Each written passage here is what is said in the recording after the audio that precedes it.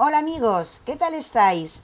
Bienvenidos a nuestro canal Cara Oculta. Aquí volvemos a estar con Chema y con Jorge porque os vamos a presentar un programa que creo que os va a gustar.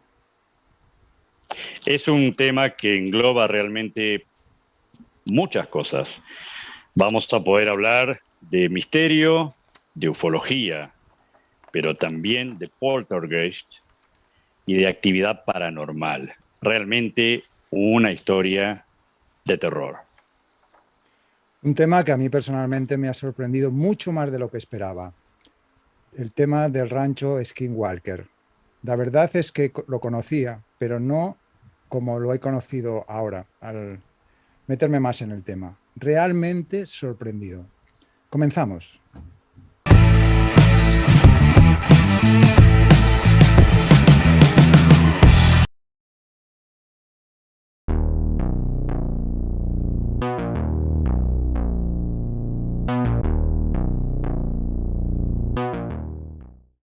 La leyenda de los Skinwalkers o caminantes de piel proviene del pueblo navajo. Este está convencido de que los Skinwalkers caminan libremente por su tribu y se transforman por las noches. Los indios navajos creen que poniéndose la piel de un animal podemos adquirir su esencia, su forma y su poder. Esta leyenda cuenta que un Yinaldoshi, que se traduciría como con ello él va a cuatro patas, es un tipo de bruja o de brujo que usaría sus poderes para adoptar la forma de un animal. Aunque las formas adoptadas más comunes son de lobo, coyote, búho, zorro o cuervo, el Yinaldoshi puede transformarse en cualquier animal. Los navajos creen que un skinwalker puede absorber la piel o el cuerpo de una persona y que entrando en contacto visual con uno de ellos se les permite entrar en el cuerpo. Se dice también que huyen la luz y que sus ojos brillan. Los describen andando desnudos usando solo la piel del animal. Para los navajos, usar la piel de un animal es tabú, puesto que esta práctica la achacan a los skinwalkers.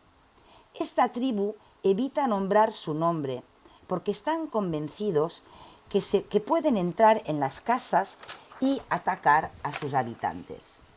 Los brujos o brujas llamados skinwalkers son lo opuesto a los curanderos, que son personas que en general realizan buenas acciones. Al contrario, los skinwalkers son asociados al engaño, a la muerte y a los malos augurios. Se dice que pueden leer la mente y hacer cualquier sonido animal o humano utilizando trucos como el grito de un bebé para atraer a sus víctimas. Cuando se les dispara, a menudo el disparo no tiene efecto. Estas leyendas son contadas a los niños navajos, pero no a los forasteros. La ubicación del rancho Skinwalker hasta hace poco era imposible de tener. Desde hace relativamente poco tiempo se pudo descubrir que está ubicado en el noreste del estado de Utah, cerca de dos pequeñas poblaciones, Roosevelt y Bernal. Ambas están a unos 50 kilómetros aproximadamente del estado de Colorado. Es realmente interesante notar que está lejos de poblaciones importantes o grandes y que no se sabe aún ahora con precisión por qué lo han tenido tan oculto, al igual que el hecho de no poder ser visitado. Pero quiero aclarar que todo este tema no es algo reciente, sino que de larga data. En el año 1776, vuelvo a repetir, 1776, había dos misioneros franciscanos de origen español, Silvestre Vélez de Escalante y su compañero, del que no sabemos el nombre. Esos dos misioneros habían estado en varios estados de los Estados Unidos y en su paso se hallaban caminando sin saberlo en la zona que comprende este rancho.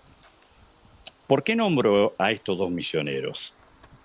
Porque uno de ellos, Silvestre, en su diario personal hace una referencia de algo que le pareció raro. Pero antes quiero aclarar, amigos, quiero aclarar que estos misioneros no eran simplemente muy buenas personas que daban su tiempo para predicar, sino que llegaron a ser importantes a través de su trabajo en el estado de Utah, a tal punto que actualmente un río de ese estado lleva el apellido Alcázar de ese misionero, y una pequeña población también lleva su apellido. Y es más, el Capitolio de Salt Lake City tiene una gran pintura arriba, donde se ve a ambos misioneros con una enorme cruz de madera predicando. Con esto quiero hacer ver que no fueron simplemente, como muchos, excelentes misioneros que predicaron, sino que fueron muy respetados, muy tomados en cuenta y muy recordados aún en la actualidad. Ese misionero Silvestre escribió en la noche que había hecho una gran fogata con su compañero con el fin de cocinar, de tener calor y de alejar posibles fieras. Y mientras estaba haciendo esa gran fogata, pudo divisar en el cielo, y él habla en plural, bolas de fuego, dice, que pasaban sobre el cielo. Entonces, el hecho de que hablara en plural, porque uno puede decir, tal vez fue un meteorito, algo pequeño que cayó, él habla de más de una, y la describe como bolas que despedían fuego. Y fue en el cielo de esa área. Y es importante que eso fue en 1776, pero muchos años después, otros habitantes de esa misma zona describieron exactamente lo mismo.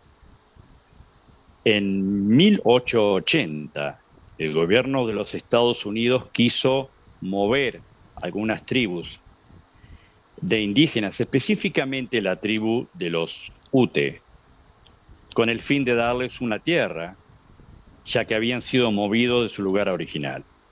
No los quisieron alejar mucho y los ubicaron en esa área, pero los indígenas Ute no aceptaron esa tierra, porque como bien decía Nata, tenían temor a esa leyenda, a ese mito, ¿por qué no?, a esa maldición de los navajos que se cernía sobre ellos.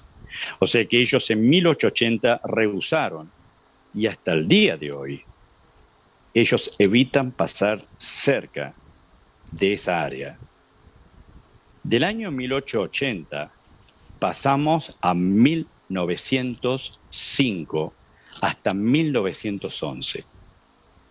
En esa época, unos colonos llegaron con el fin de tratar de hacer cultivos, cosechas, pero se encontraron que edificaron una pequeña cabaña y algunas cosas que ocurrieron, algunos incidentes, entre los que ellos nombran luces extrañas en la noche, sonidos en todo el día y en la noche, que parecían provenir desde debajo de la tierra, hacen que ellos tengan temor.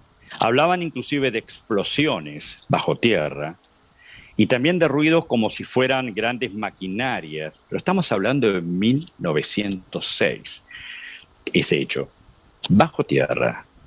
No hablaba de temblores, sino sonidos que provenían de debajo. Y también habla de pozos que aparecen por sí solos a la mañana, pero no se encuentra la tierra que extrajeron para hacer el pozo, sino las perforaciones. Y un montón de cosas más la presencia de lo que ellos denominaron una especie de ser, que podría ser como un humanoide, que los observaba a la distancia y que huyó cuando ellos trataban de acercarse. En ese mismo periodo de tiempo, es importante aclarar que debido a todas las cosas que ya se estaban percibiendo en la gente que vivía en el área, específicamente luces en el cielo y sonidos extraños, ellos tienen temor porque llegan a escuchar voces dentro de esa pequeña cabaña y no eran ellos, en un lenguaje que ellos dicen no conocer, tomaron la decisión de que así no podían seguir y decidieron abandonar el lugar.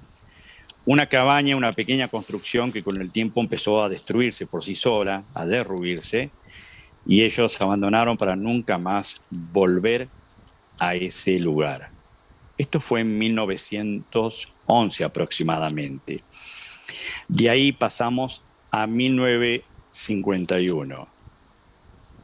En 1951 muchos habitantes del área, gente que cortaba madera, gente que trataba de tener cultivos en las zonas aledañas, dijeron ver reiteradas veces objetos, tanto de día como de noche, en el cielo. Un maestro de una escuela cercana, un maestro que dictaba clases de ciencias, decide entrar al área, porque eran muchos los informes de objetos voladores no identificados en 1951. Él decide entrar, investigar, pasa varios días por ahí y habla con mucha gente. Puede llegar a notar alrededor de 400 casos de avistaje, incluyendo el de él mismo. Se retira y pasa ese informe a un periódico local. También en el año 1960, un matrimonio, Kenneth y Edith Myers, son los propietarios del terreno. Construyen una casa humilde, pero a los pocos días comienzan los problemas. Algo parecido a lo anterior. Las puertas que se golpean de noche. Ellos llegan a poner cerrojos, poner también sogas con perros dentro de la habitación para que de alguna forma den una alerta. Pero llega un momento que la familia tiene temor y los perros entran a la habitación de ellos directamente y tienen todas las puertas con más de un seguro. Se habla hasta 3 y 4 seguros por puerta y se dan cuenta que la situación es extrema, que notan peligro constantemente, que hay extraños ruidos durante todo el día, movimientos en la noche, animales más grandes de lo normal, dicen ellos. Inclusive nombran un lobo que llegan a ver a lo lejos, pero que su tamaño era superior a lo de un lobo normal. Cosas que de a poco van afectando la moral y el ánimo de esta gente y deciden venderla. O tal vez deba decir mal venderla para poder irse lo más pronto de ahí. Parece haber un silencio desde 1960 hasta 1978. No hay mucha información de ese periodo, pero en 1978, un periódico, Desert News, se hace eco de muchas personas que dicen haber visto en forma masiva un objeto a plena luz del día surcando el cielo. Estamos hablando de 1978 y son muchos, pero muchos realmente los que lo pueden ver y dar testimonio. Por lo tanto, este periódico se hace eco de tantas personas, muchas de ellas muy prestigiosas del área, que ven lo mismo. Ese fue el último dato de 1978. Bueno, y después ya saltamos a 1994. Una pareja, Terry y Gwen Sherman, compraron el rancho y explorando el rancho, descubrieron a su gran sorpresa muchas cerraduras en las puertas y ventanas selladas. Todas las ventanas estaban selladas, que corresponde a lo que contaba Jorge hace unos instantes de los antiguos propietarios o habitantes del rancho. Al poco de instalarse en el rancho, empezaron a experimentar una actividad paranormal terrible. Voces misteriosas en el exterior y en el interior de la casa, gran cantidad de avistamientos ovnis, encuentros con criaturas aterradoras y hasta objetos arrojados con violencia. También su ganado sufrió mutilaciones. Los Sherman en 2 años perdieron 14 vacas. Fueron mutiladas, dicen que fueron mutiladas como si las hubieran cortado con bisturí, con mucha precisión, y habían perdido toda su sangre. El primer día que se instalaron en el rancho, tuvieron un encuentro aterrador.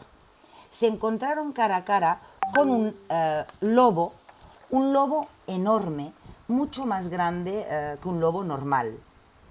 Les pareció muy curioso porque ellos no se esperaban a encontrarse con un animal tan grande. Dicen ellos que el lobo les permitió acariciarlo, hasta que de repente empezó a atacar un ternero.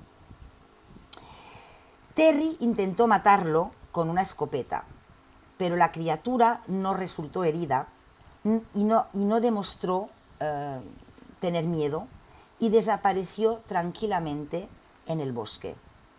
Otra vez que Gwen Sherman, la mujer, estaba conduciendo por el rancho, se encontró también cara a cara con otro lobo, o el mismo, no se sabe, y esta vez el lobo iba erguido sobre las 2 patas de detrás. Y dicen la pareja Sherman que este tipo de encuentro lo tuvieron varias veces a lo largo de los 2 años que estuvieron viviendo ahí, y que claro, tenían mucho miedo.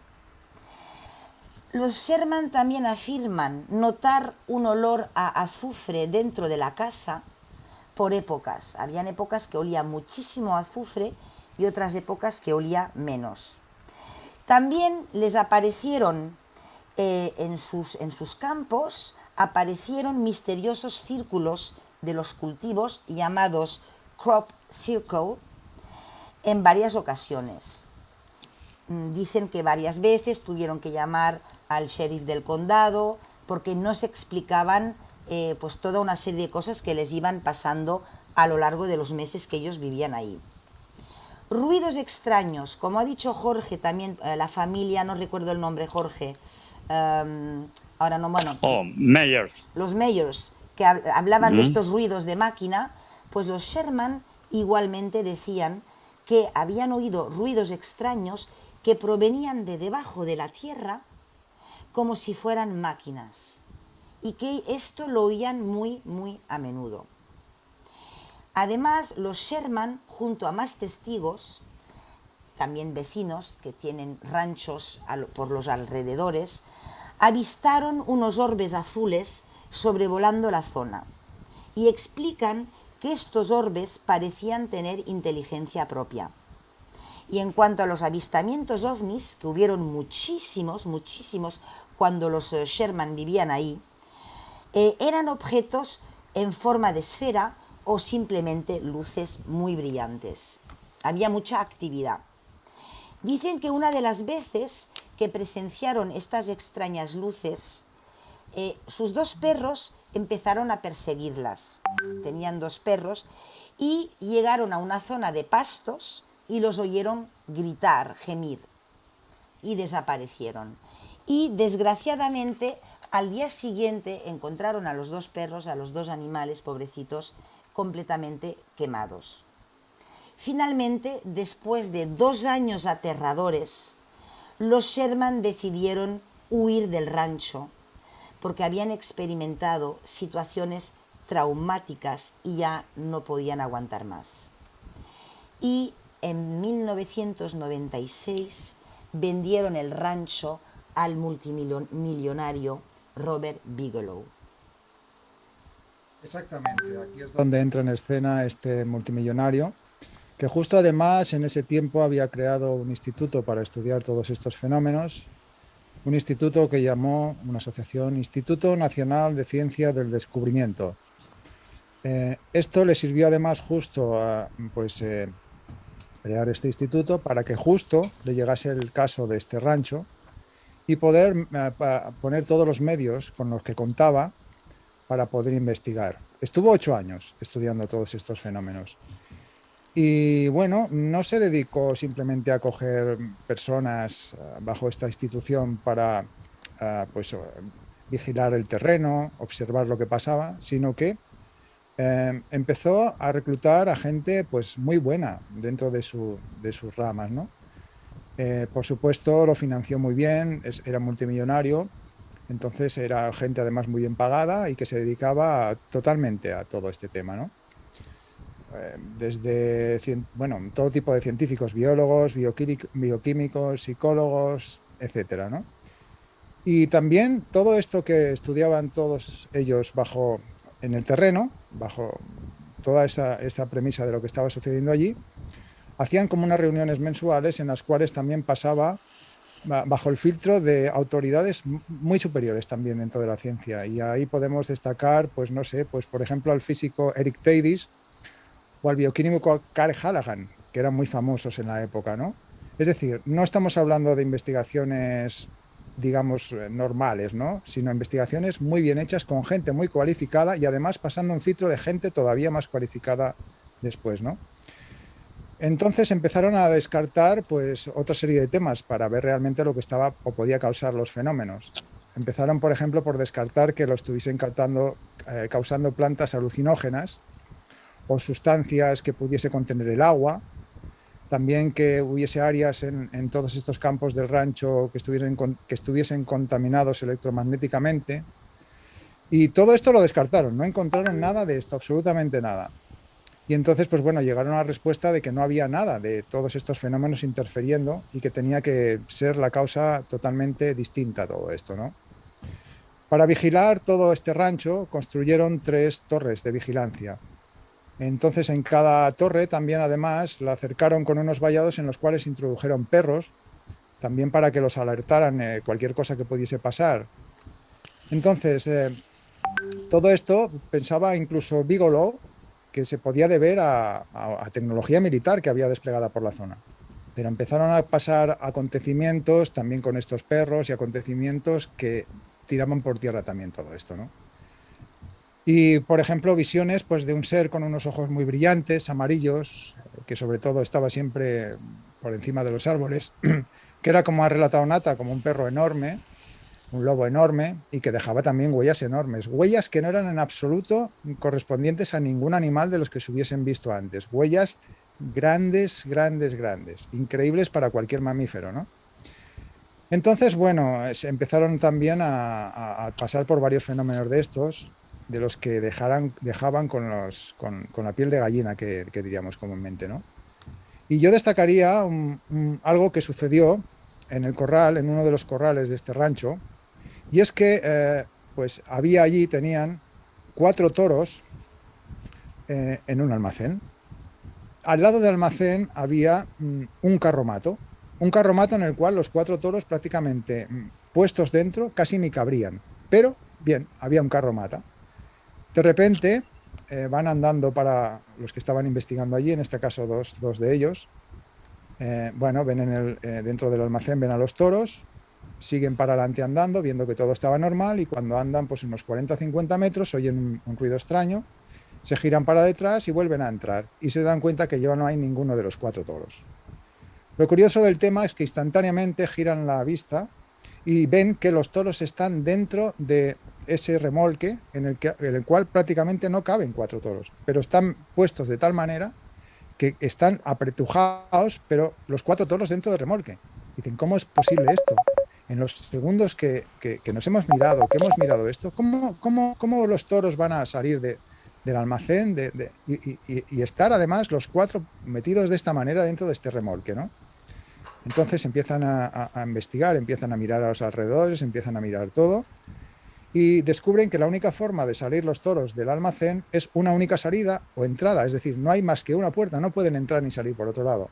Pero es que además descubren que esa puerta está toda llena de las telarañas, que evidentemente quieren significar que hace mucho tiempo que por esa puerta, para poder salir por ese lado, no ha podido ser porque están las telarañas totalmente intactas. En ese momento, que se dan cuenta de todo y, bueno, incrédulos totalmente, se dan cuenta también que los toros tienen una mirada y tienen un aspecto como si estuvieran totalmente drogados, como si estuvieran totalmente colocados. Pero en ese momento empiezan como a despertar de golpe y salen corriendo del carromato. La cuestión es que presenciar todo esto les llevó a un estado de shock tremendo, porque primero no podían haber salido por ningún sitio, segundo, cómo podían estar dentro de ese remolque metidos de esa forma, cómo podía ser en segundos, y bueno, les dejó totalmente, no sabían cómo tomar el tema, ¿no? A eso siguieron otros fenómenos, hasta también, por ejemplo, que pues una madrugada, una luz en un prado se aparece de repente y se forma como una especie de puerta. Ellos decían que podía ser una especie como de puerta interdimensional, porque es como si de repente en un pasto pues, se genera una puerta de entrada con una luz, ¿no?, que alumbra todo. De repente de allí pues, sale un ser y este ser se los queda mirando. Ellos, en vez de, claro, marcharse como cualquiera de nosotros, como además estaban para investigar, y bueno, se miran uno al otro y al final deciden ir a ver. Y conforme se van acercando, el ser desaparece dentro de esa puerta que se abrió y desaparece todo el tema, es decir, toda esa luz y todo lo que se había puesto delante de sus ojos, ¿no? Y como estos fenómenos ocurrieron unos cuantos, ¿no? Digamos que incluso habitualmente, ¿no? O avistamientos de ovnis metálicos, orbes, luminarias, criaturas extrañas, mutilaciones de ganado al tipo del chupacabras, lo que todos conocemos como el chupacabras, aparecían los animales, pues totalmente sangre, como el tema del chupacabras, como si una máquina hubiera extraído toda la sangre y no se veía ninguna gota alrededor, absolutamente de nada, todos los órganos quitados de una forma quirúrgica que prácticamente ni un cirujano experimentado podría hacer de esa manera, ¿no? Hasta que, bueno, y también ruidos, lo que comentaba antes Jorge, también ruidos provenientes incluso del subsuelo, como si hubiese máquinas trabajando debajo de la tierra, cuando no había absolutamente nada, ¿no? Entonces, esta serie de hechos totalmente increíbles se fueron sucediendo igual, estando ellos investigando constantemente. Hasta que a mitad de 1998 la actividad empezó a declinar, empezaron a dejar de pasar, ¿no? Y así hasta muchos años después, hasta que el equipo de Robert Bigelow se fue ya del rancho en el 2004. Pero también se fue porque del 1998 a 2004 prácticamente dejaron de suceder fenómenos. Y bueno, no encontraron ninguna explicación lógica, ni causas, absolutamente nada. Pero de la misma manera, la actividad parece que cesó como de golpe, ¿no? Sin embargo, Robert Bigelow no dejó el tema ahí, sino que siguió protegiendo el rancho. Y entonces, simplemente es que empezó como la actividad de todos estos fenómenos a ser más, como digo, esporádica. Pero aún así siguió vigilando y siguió poniendo todo lo que ponía para seguir en ello, ¿no? Hasta que vendió la propiedad en el 2016.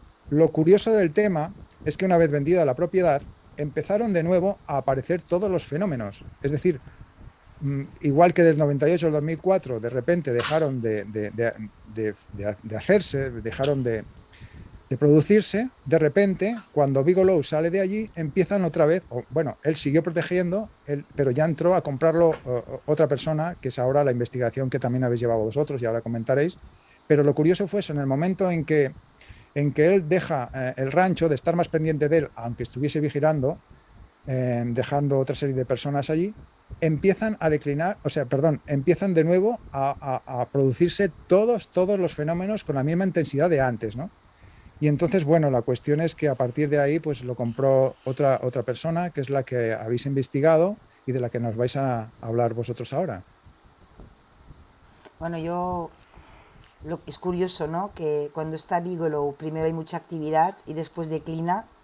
Igual Bigelow no les caía bien. Hago un poco de broma y bueno.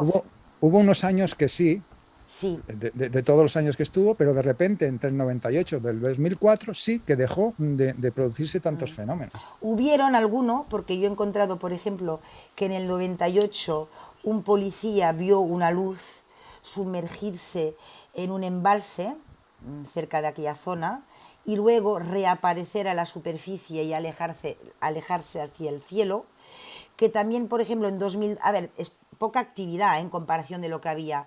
Y en 2002, por ejemplo, 4 jóvenes vieron una bola azul. Siempre venimos con el color azul, ¿eh? Los orbes azules. Y el otro día en el programa, ahora hago un inciso. Me lo ha recordado ahora, sí. En el programa de Giancarlo Cecconi, que nos contó el caso, nuestro compañero Jorge, había una estela azul detrás de aquel supuesto aparato, ¿no? O sea, este color azul vuelve cada vez. Pues en 2002, 4 jóvenes vieron una bola azul blanca entrar también en el agua, como le pasó al policía en el 98.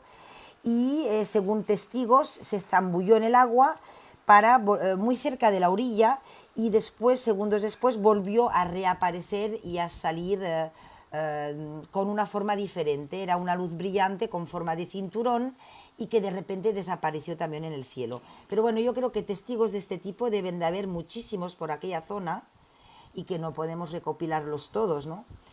El nuevo propietario, desde que Bigelow lo vendió, desde 2016, se llama Brandon Fugal. Es un magnate también, un magnate de bienes y raíces, trabaja en el sector inmobiliario y resulta que tuvo una vez una conversación con unos científicos que habían trabajado para Bigelow, que le contaron pues un poquito todo lo que pasaba en el rancho, todas las investigaciones que habían hecho, toda esta parte paranormal, ufológica. Bueno, es que ha pasado de todo, es lo que decíamos al principio, que es un dossier muy completo, el del rancho Skinwalker, porque ahí lo abarcas todo. Poltergeist, ufología, mutilación de ganado, crop circles. Quiero decir que aquí, para hacer una investigación, ahí lo tienes todo.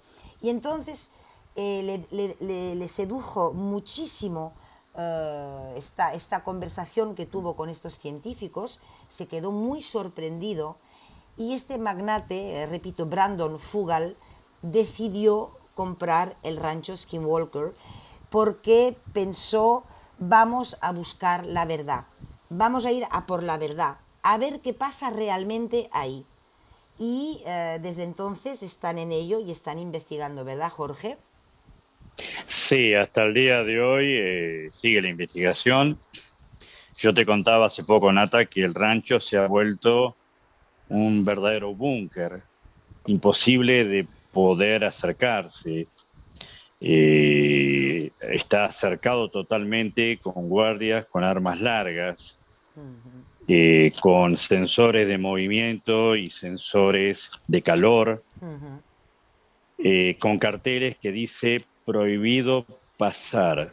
Si usted pasa, dice, un cartel dice será procesado, así abiertamente, y otro dice los guardias abrirán fuego. O sea, prácticamente te dicen ni intentes pasar. Tienen también, que algo creo que Chema dijo, hay cámaras, es verdad, postes con cámaras, sí. Pero no solo cámaras, hay cámaras infrarrojas, o sea que en la noche, en la oscuridad, pueden detectar si alguien quiere entrar o hay algún movimiento interno también. Y yo me preguntaba si para una investigación de este tenor, naturalmente, y buscando la verdad, se necesita eso, porque yo he visto imágenes que tienen una central con un montón de monitores, te aseguro, Nata, y personal que está permanentemente en sillas ahí mirando todos los rincones de ese rancho, que quiero aclarar, creo que se me pasó, tiene 194 hectáreas de extensión, el rancho ese, incluye una montaña también importante, pero están permanentemente vigilados cada rincón. Sí, sí. Las 24 horas. El hecho de... Las 24 sí. horas digo, ¿verdad? No, que quería sí, 24 horas, día y noche. Quería decir que nos hace pensar un poco al área 51, por ejemplo, donde hay un momento dado que ya no te puedes acercar más, te están amenazando con carteles que no puedes pasar, que te pueden tirar encima.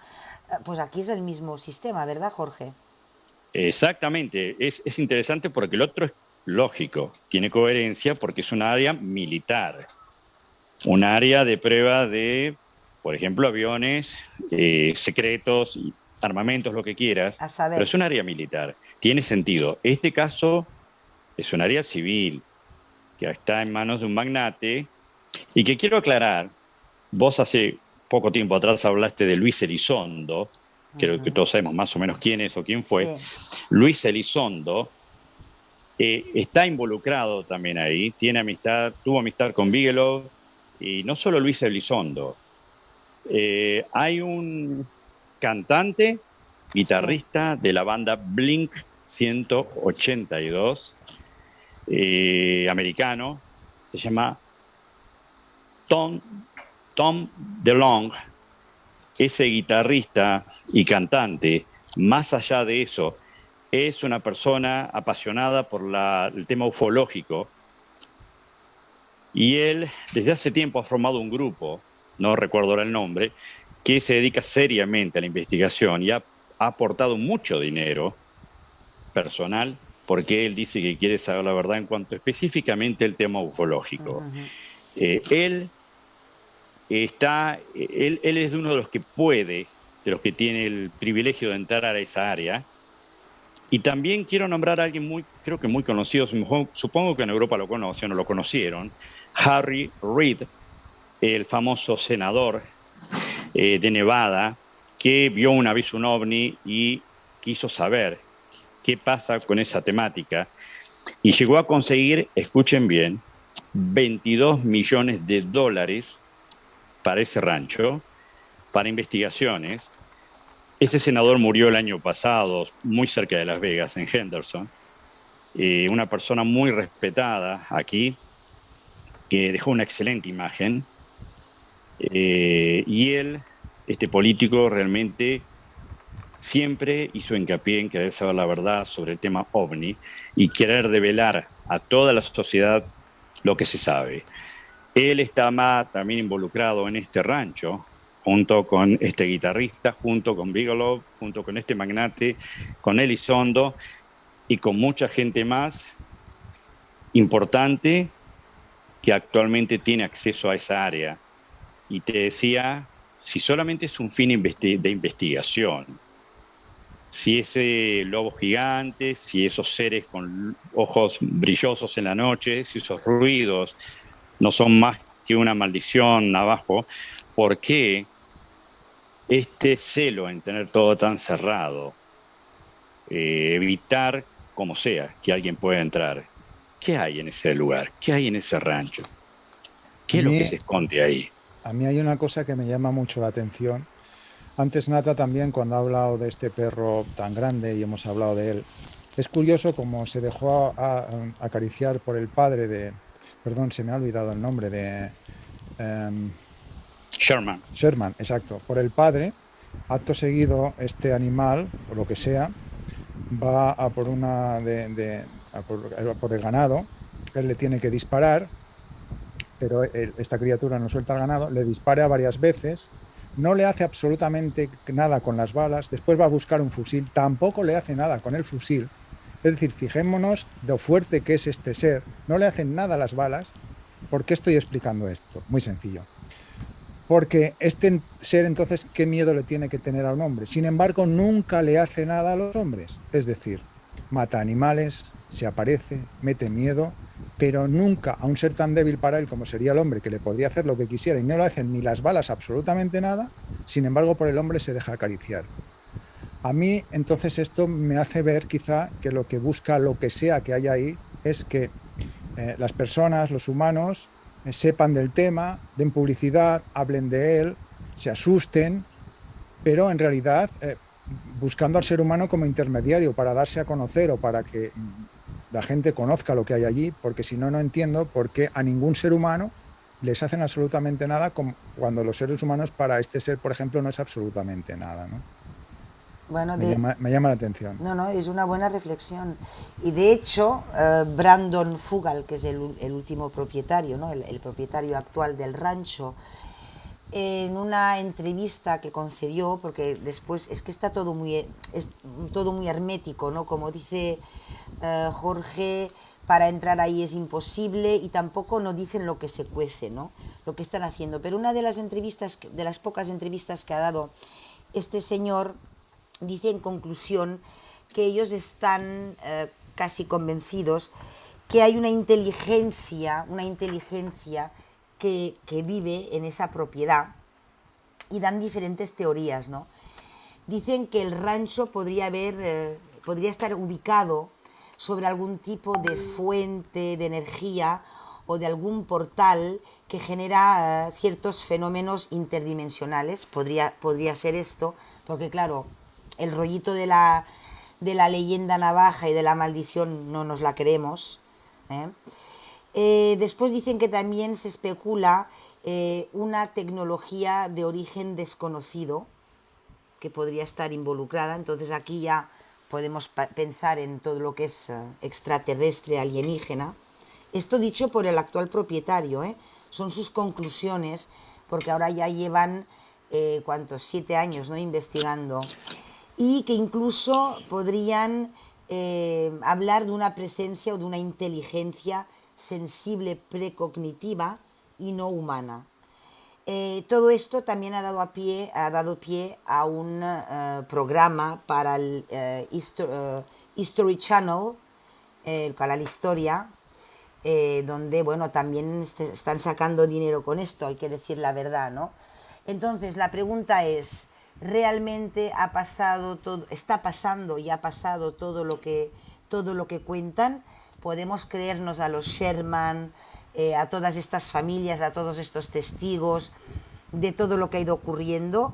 Esta manera de cerrarlo todo, de hermetizarlo todo, está hecho adrede para que pensemos que dentro pasan cosas y no pasa nada, y para dar una publicidad también para que después se creen programas, podría ser, o Yo lo no, que... y Sí. realmente pasan cosas y como lo están investigando no quieren que salga a la luz, que se filtre información.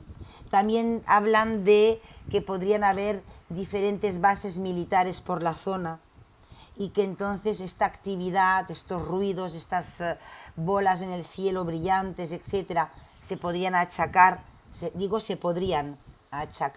a una actividad militar secreta o lo que queráis, ¿no? Pero claro, en 1700 y en 1800 no existían las bases militares que sepamos humanas por la zona.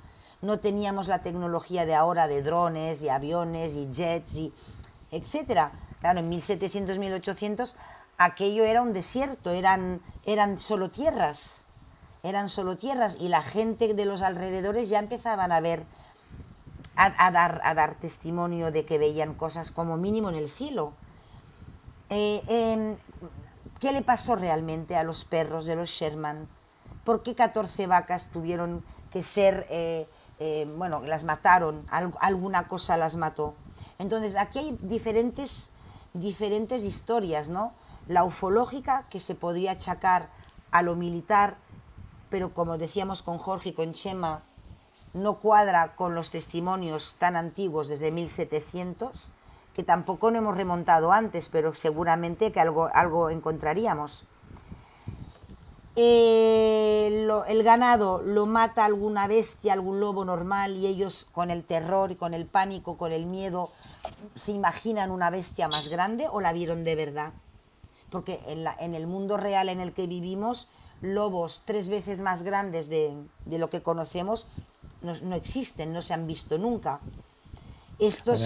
Además se relata que una de las veces al menos a esta especie de lobo o perro tan grande lo veían correr apoyado solo en las patas de atrás, sin apoyarse. Erguido, Sí. como si fuera un humano, pero con forma de lobo. De ahí también lo de la leyenda de los skinwalkers, de estas brujas que se ponían la piel de un animal, se transformaban en este animal y adquirían su poder y toda su fuerza, etcétera, etcétera. Claro, todo esto es muy misterioso porque va mezclado con la leyenda de los navajos, con los skinwalkers, que eran, según ellos, unas brujas, con la maldición entre los indios navajos y los indios Ute. Claro, los navajos les tiraron una maldición a los Ute no querían vivir en este territorio, lo ha explicado muy bien Jorge, y como si esa maldición se hubiera quedado ahí. Pero claro, esta maldición que tiene que ver con ver ovnis o bolas, esferas, orbes en el cielo, es que es muy extraño todo, ¿verdad? Cuando has nombrado, Sí, cuando se nombra el tema de Skinwalker y lo que significa para el tema de estas tribus, me has recordado algo que sucede aquí en mi zona y sobre todo en la zona de las montañas que tengo cercanas, en el Pirineo. Es una cosa que yo, bueno, una historia que yo siempre la había tomado como leyenda, pero que mi madre me aseguró que había pasado cerca de donde vivía ella y lo aseguró como si fuese cierto, ¿no? Y me lo ha recordado porque es muy parecido, lo cuento muy rápido, no muy sumeramente. Simplemente, y yo esto además lo he leído en libros, porque en el Pirineo, aquí en la zona, hay muchos episodios de brujería, había muchas brujas y todo el tema este. De hecho, dicen, bueno, que hay una localidad cerca del Pirineo donde hubo una matanza más grande y peor que lo de las brujas de Salem. Lo que pasa que no ha repercutido a nivel mundial como las brujas de Salem, ¿no? Bueno, la cuestión es la siguiente, es lo que me contó mi madre, además como real, ¿no? Es que todos los años esta familia tenía unas vacas porque antiguamente se tenían más animales en casa, ¿no? Cerdos, bueno, todo esto, ¿no? Y entonces, pues todos los años, para la misma fecha, pues que se moría una vaca, así por las buenas. Y entonces, claro, empezó a llamarle la atención que todos los años era el mismo día, la misma fecha, en Navidad, no recuerdo el día, pero en Navidad, ¿no? La misma fecha. Hasta que al darse cuenta de esto, pues el siguiente año decidieron poner a ver qué pasaba, a vigilar a uno de la familia, a ver que así pasaba algo también este año. Y bueno, más o menos a la hora en que todos los años pasaba lo mismo, lo que vieron es que un gato negro se ponía encima de las vacas. Bien, en ese momento, pensando que ese animal pasaba algo con él o que era el culpable de lo que pasaba, con un palo le pegaron para sacarlo de allí. Le pegaron de tal manera que se fue cojeando y prácticamente sin poder andar con una de las patas. La sorpresa fue al día siguiente, cuando la abuela eh, se levanta sin poder andar y con la pata totalmente magullada como si le hubieran pegado, igual que le pegaron al gato. Y entonces cuentan que simplemente es que las brujas antiguamente también se podían, digamos, que convertir en animales y en este caso pues hacían el mar convirtiendo, o sea, el gato que se ponía encima de las vacas era la bruja convertida en gato. Entonces mi madre, sin embargo, yo esto lo había escuchado en historias así de las montañas de por aquí, del Pirineo, pero mi madre me lo contó como absolutamente real que había sucedido y ella lo sabía ciencia cierta porque conocía mucho a esta familia y era de fiar prácticamente al lado de donde vivía mi madre. Y me lo ha recordado el tema de Skillwalker y lo que cuentan los nativos, cómo se pueden transformar en las brujas, bueno, los seres estos en animales, ¿no? Y creo que va al pelo y eso está sucediendo y ha sucedido también aquí al lado de donde vivo. Sí, sí.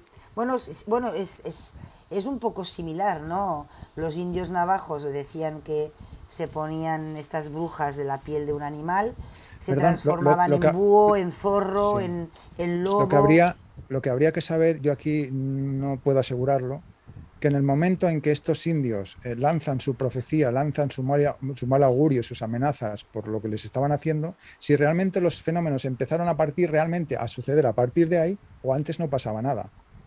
Es lo que yo no he podido averiguar del todo, ¿no? A ver, nosotros hemos indagado hasta 1700 más o menos. ujú, Antes, claro, es que tampoco es que es difícil porque no toda la Sí, información y también quizá, bueno, estos propietarios del rancho que son gente multimillonaria y poderosa, quizá dejen circular cierta información y otra información no la dejen circular, porque es lo que decía Jorge hace un rato. Si fueran bases militares, si fuera algo militar, entiendes un poco mejor que haya tanta ujú. seguridad, cámaras 24 horas, sensores infrarrojos, gente armada. Bueno, aquello es un búnker. Pero claro, esto no se supone que no es una base militar. ¿Y si lo fuera? pero para proteger de los fenómenos o porque realmente ellos están haciendo algo allí que Claro, pueden ser los es que fenómenos. no lo Ahí está el sabes. kit, ¿no? De la cuestión, Porque sí, sí. ahora se me acaba de ocurrir, ¿no?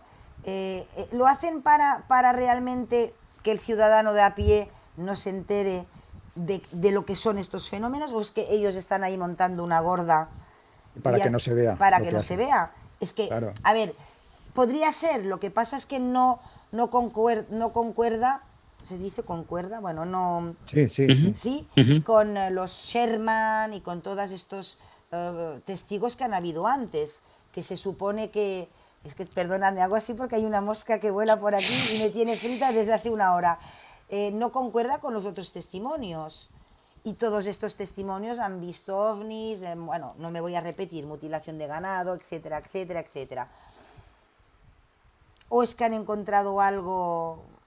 ¿No habéis visto esta serie que ha salido últimamente? Ay, ¿cómo se llama? Es de un rancho también. Ay, ¿cómo se llama? Out of Ranch, podría ser, Jorge. Out of Ranch. Mm, ¿No la habéis no lo visto? ubico esa. Ay, es Yo muy ya, buena, ¿eh? yo ya sabéis que no Es muy suelo ver buena. series, no, solo Es soy buenísima, ¿eh? Y me hace pensar en esto completamente, ¿eh? No la explico porque igual los oyentes no la han... Ha salido nueva hace poco y es muy buena. Y pasa también en un rancho y descubren una cosa alucinante. Y yo creo que se han basado un poco en Skinwalker. Mira lo que te digo. Nata, lo que yo recuerdo es que en algún momento vi una filmación, no la pude conseguir, pero la busqué ahora para tratar de mostrarla, en que de noche esta gente que está ahora habitando ahí muestra el cielo y se ve un haz de luz que baja del cielo sobre las montañas. Es como, no un rayo, es como si, por decir así, como si fuera un reflector que está en el cielo y alumbra la montaña. Se ve un haz de luz que baja. También muchos habitantes que estuvieron ahí hablaban de que el pasto de noche como que brillaba, se iluminaba, pero no por un haz de luz, sino por sí solo. Recuerdo datos de haber leído también de que había marcas como de arañazos en troncos de árbol, pero muy notorios y profundos, más que de un animal normal, que creo que inclusive los Sherman también lo vieron. Ujú. O sea, en ese sentido descarto ahí el tema de militares, porque era un tiempo muy antiguo. Exacto. Y en la actualidad podría entender que ellos estuvieran escondiendo algo o que estuvieran investigando, pero desconozco por qué tener tan cerrado todo. O Eh, han descubierto algo muy gordo. Ahí enlazaría un poco con lo que decía antes, ¿para qué tener algo tan protegido que a los humanos no les causa nada? No matan a ningún humano, no pasa nada a Pero ningún tampoco humano. lo sabes. Tampoco lo claro, sabemos. claro, ellos ¿Sabes? lo que dicen es que el sistema de seguridad y el evitar que entre gente es para, según sus palabras, proteger a la gente, no sé, a los agricultores y demás que viven en el área cercana, para protegerlos de posibles peligros. Tenerlos Evitan que entren separados, ahí. separados de todo esto. Pero yo te Claro, es digo, lo que ellos dicen. a saber si, a ver, una cosa es que lleguen familias en el siglo XIX o en el siglo XX o hasta en el siglo XXI. Bueno, en el XXI ya era de los magnates. Pero que llegue una familia normal y corriente y que le pase todo esto, que den testimonio, porque claro, han habido periodistas, han habido artículos, ha habido, a ver, todo esto ha hecho un buen, ¿cómo se llama esto? Ha salido a la luz por Estados Unidos, hasta ahora han hecho toda esta serie, ¿no? En Story Channel y todo esto, ¿no? Pero claro, una cosa es que una persona normal y corriente, sin medios, viva todo esto, esté aterrada y huya y se vaya y malvenda la casa. Y otra cosa es que llegue gente con medios y muchísimo dinero, con investigadores y aparatos y de todo, y a saber lo que han encontrado ahí. Porque los Sherman, yo no creo que los Sherman, primero, no tenían dinero para ponerse a investigar y dudo mucho que tuvieran muchas ganas de investigar, de indagar. Los Sherman intentaban vivir ahí, eran gente normal, con su ganado y ganarse la vida. Los Sherman no pretendían descubrir, hacer ahí el hallazgo del siglo, pero todos estos magnates que han seguido después, a saber con medios lo que han descubierto. Por eso me hace pensar en esta serie, que cuando cortemos la grabación os contaré un minutito de qué iba, porque me hace pensar, ¿no? Que podría ser que hayan descubierto una cosa que no nos quieren decir. Yo no he tenido oportunidad posible. de verlo, pero parece ser que el bioquímico que nombraba al principio, una de aquellas eminencias, Carl Gallagher, escribió un libro de todo lo que vivió allí. Y luego de ese vídeo se hizo un documental que no sé si es al que tú te referías antes, Nata, pero lo que sí he estado investigando Y lo que sí parece ser que en ese documental que se basó en el libro de Callahan, se ven imágenes reales de alguno de estos fenómenos tomadas reales, porque hay muy pocas, pero que allí sí que se ven, lo que yo no he tenido oportunidad de verlo, o sea, que se pudieron filmar, ¿no? Exacto. Y ya te digo, y a saber lo que ellos tienen ahí o montado o han descubierto o filmado o... A ver, tanto hermetismo no es normal, porque hay muchas zonas en el planeta, yo qué sé, monasterios abandonados, hospitales abandonados, yo qué sé, pueblos abandonados que... Voy a hacer una especie de chiste que no es chiste, pero hombre, podían proteger el Triángulo de las Bermudas, por ejemplo, para que... No, pero ¿me no. entendéis lo que quiero decir? Que Sí, hay sí. muchos puntos geográficos en el planeta donde se dice que pasan cosas, pero no llegan unos magnates y lo empiezan a capar todo, a cerrar todo y que no... Yo os digo que algo han encontrado ahí que no quieren decir. Bueno, a ver si nos atrevemos a escribir al nuevo propietario Brandon Fugal y de paso le pasamos una llamada telefónica a Luis Elizondo por si quiere venir aquí al programa a hacernos una pequeña exposición. No estaría mal, tener a Luis Elizondo en el programa algún día. Ya lo intentaremos. Y nada, yo no sé si nos hemos dejado algo en el tintero, chicos. Bueno, aparte, todo lo que hablamos también que sirva para que la gente investigue por sí misma, porque nosotros no podemos contar todo, es un tema apasionante, como todos los que intentaremos tratar, y también es para abrir la mente a las personas y que a partir de vernos a nosotros, de escucharnos y de ver los temas, que investiguen por ellos mismos y que descubran muchísimas más cosas que seguro que descubren, ¿no? Efectivamente. El tema de Skinwalker, lo decíamos antes con Jorge, es tan amplio, hay tantas cosas que claro, duraría el programa horas y horas y horas, hemos tenido que sintetizar. También somos conscientes de que es un tema conocido, que hay mucha gente que lo conoce, otra gente quizá no lo conozca tanto, pero nos gustaba la idea de sacarlo, de hablar de él, porque engloba paranormal, ufología, crop circles, lo del ganado, voces, leyendas, maldiciones. Hay toda una mezcla, ¿no? Magnates y la posición geográfica, ¿no? de este sitio tan mágico y tan aterrador, ¿verdad, Jorge? Sí, sí, así es. Y como dijimos, es un misterio que sigue vigente hasta el día de hoy. Y como bien decía Chema, está como para seguir investigando, saber averiguando, porque no se sabe todavía el origen de todo esto. Y creo que es un tema que queda abierto para seguir obteniendo información sobre esto. Bueno, a ver si Cara Oculta puede hacer las maletas. Yo prefiero irme al rancho Skinwalker que al Hotel Cecil. Que cada uno escoja el destino. Yo me voy a Skinwalker, me gusta más el... Lo que pasa es que el Cecil Nata te va a recibir con los brazos abiertos y a muy bajo costo, Ya. pero podés correr también algún peligro y aquí no te van a dejar entrar, te van a recibir con, Sí, con ¿no? un fusil Chum, a vos, chum. a mí.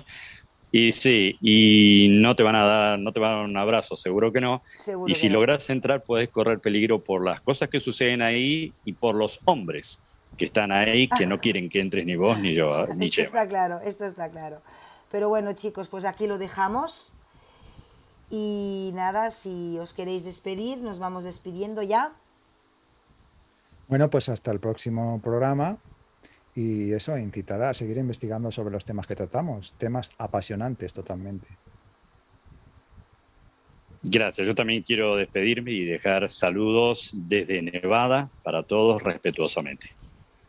Pues nada, amigos, saludos desde Andorra. Muchas gracias por escucharnos, por estar aquí al pie del cañón con nosotros, que somos un grupo pequeñito, bueno, un canal pequeñito. No os olvidéis de suscribiros, de darle al like, de querernos mucho, de seguirnos y hasta la semana que viene. Adiós. Y puesto que Jorge saluda desde Nevada, Nata saluda desde Andorra, yo saludo desde Huesca, en España. Chao. Chao. Adiós.